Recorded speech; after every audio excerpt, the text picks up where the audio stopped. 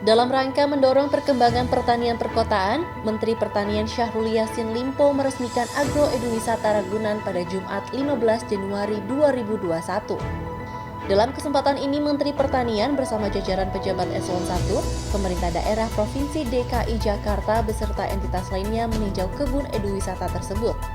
Agroeduwisata yang terletak di Jakarta Selatan memiliki luas 2,2 hektar dengan keragaman lebih dari 100 komoditas flora dan fauna. Dalam kesempatan yang sama, Menteri Pertanian juga mencoba teknologi Internet of Things melalui aplikasi Smartphone Watering System Control. Sama wali kota untuk menjadikan taman nursery.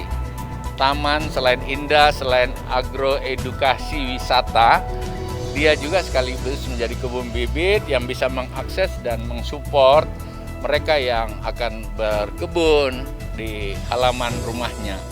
Ini bagus, ini kecil, tetapi jelasnya bahwa tanaman pekarangan-pekarangan rumah yang ada itu bisa menjadi sesuatu yang minimal bisa untuk menutupi kebutuhan makan sehari-hari atas komoditi-komoditi pertanian. Sekali lagi, di halaman rumah ada tanaman yang bisa 20 hari udah bisa dipetik, ada yang 1 bulan udah bisa dipetik, ada yang 3 bulan bisa dipetik, dan seperti itulah pertanian ini harus didorong untuk menjadi keseharian masyarakat. Kepala Badan Ketahanan Pangan Agung Hendriadi mengatakan bahwa permintaan sayuran sehat di perkotaan terus meningkat. Untuk mengembangkan pertanian perkotaan, Kementerian Pertanian melalui Badan Ketahanan Pangan bersama pemerintah DKI Jakarta menandatangani nota kesepahaman.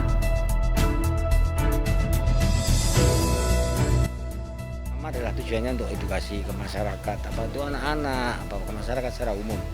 Khususnya adalah mendorong urban farming. Ciri-ciri urban farming adalah pertama produktivitasnya harus tinggi.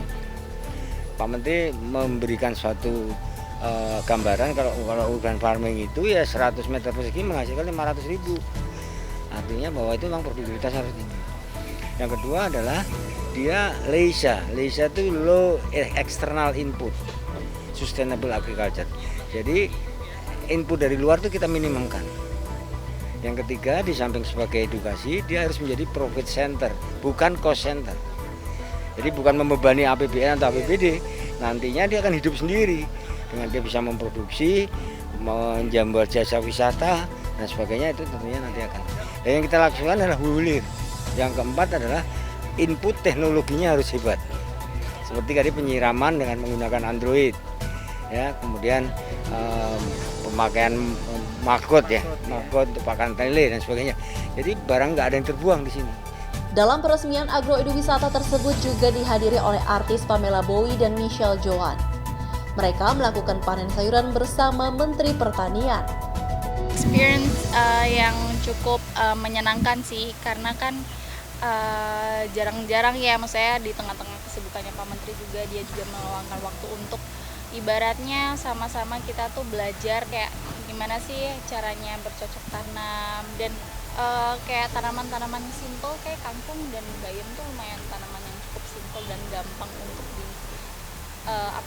dibudidayakan. Ya, juga senang banget sih, apalagi kita bisa istilahnya menjadi kayak represent anak-anak muda gitu kan. Kalau dulu kan image-nya kalau misalkan bercocok tanam tuh ya beribu-ibu gitu kan, terus abis itu yang memang either petani sungguhan atau ya paling di dalam saya nggak bisa di tengah-tengah kota dilakuinnya kan biasanya pasti.